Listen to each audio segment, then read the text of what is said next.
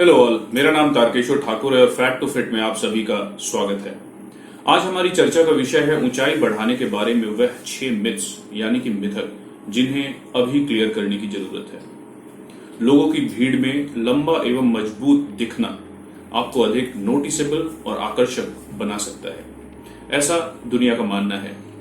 एक अच्छी हाइट आमतौर पर लोकप्रियता से जुड़ी होती है और हाँ, यह एक अच्छी पहली छाप बनाती है और इसलिए अधिकांश माता पिता यहां तक कि स्वयं बच्चे भी अच्छी ऊंचाई पाने को लेकर चिंतित रहते हैं। इन जनरल लोग 5 फीट से ऊंचा हाइट पाने की कोशिश करते हैं और अगर आपका बच्चा 18 साल की उम्र तक 6 फीट के करीब हो जाता है तो और भी बेहतर बात है।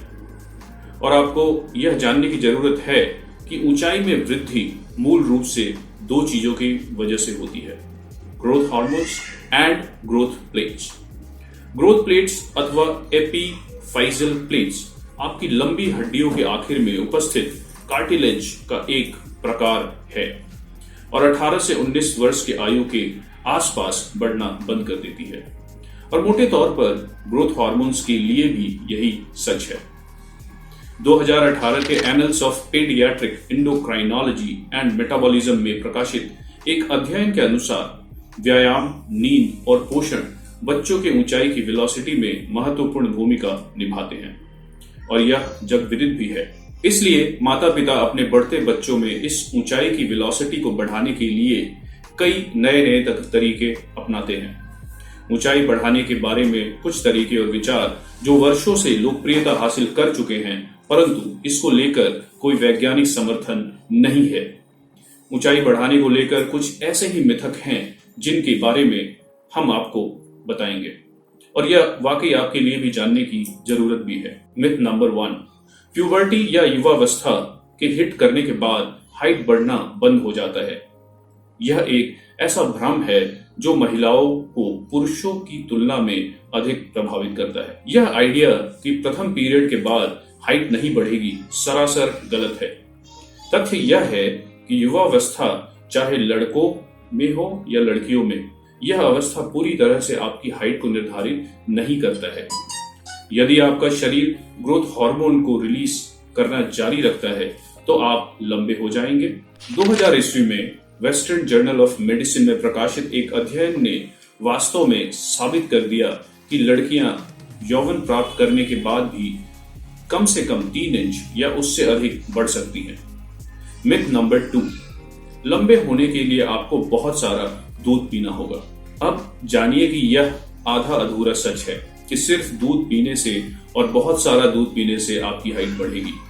इसमें कोई दो मत नहीं है कि दूध में विटामिन डी एवं कैल्शियम प्रचुर मात्रा में होता है, परंतु दूध इन 2 महत्वपूर्ण पोषक तत्वों का एकमात्र स्रोत नहीं है।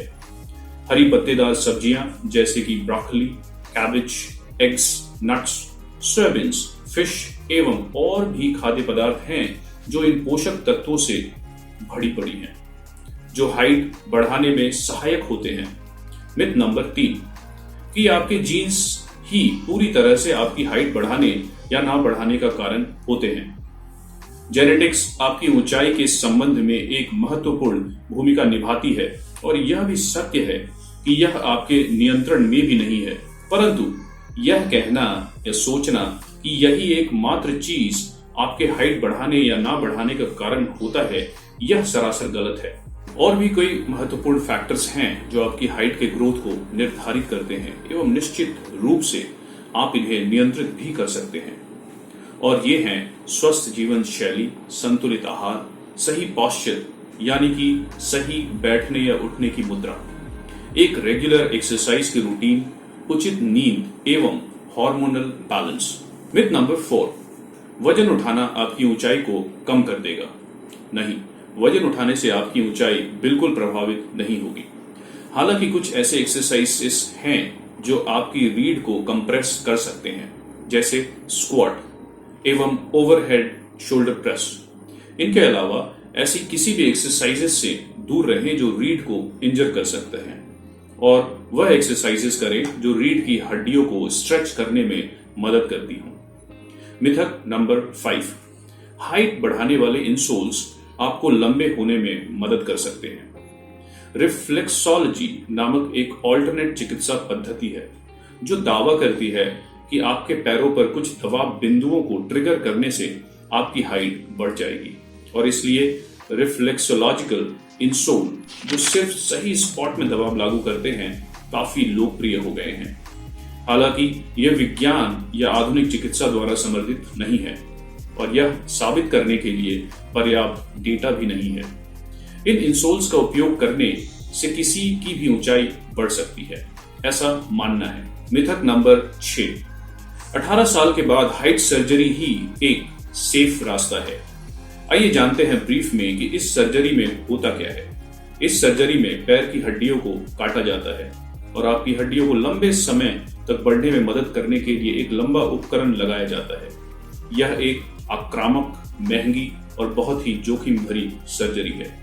इस तरह की सर्जरी के कारण होने वाली कुछ समस्याएं न्यूरोलॉजिकल चोट, संवहनी चोट, संयुक्त लक्ष्मेशन, मांसपेशियों में संकुचन और अक्षीय विचलन है ना इंटरेस्टिंग?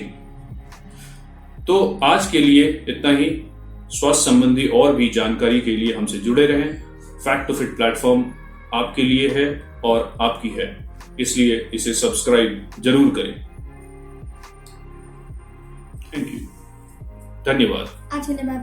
अगर आप काफी दिनों से वेट लॉस या मसल गेन करने के बारे में सोच रहे हैं और आपको कठिनाइयों का सामना करना पड़ रहा है, आपको कोई हल नहीं मिल पा रहा है, तो आप हमारी वेबसाइट में जाकर किसी भी कोच के अंडर में एनरोल कर सकते हैं, जो आपको डाइट प्लान, वर्कआउट प्लान दोनों बना के देगा और साथ ही हर हफ्ते आपके साथ कनेक्ट करेगा ताकि आपको मोटिवेशन मिलता रहे और रिजल्ट्स के हिसाब से प्लान को चेंज किया जा सके। उम्मीद है ये वीडियो आपको पसंद आया होगा और अगर आपने आज कुछ नया सीखा हो तो अपने दोस्तों के साथ जरूर शेयर करें। धन्यवाद और जय हिंद।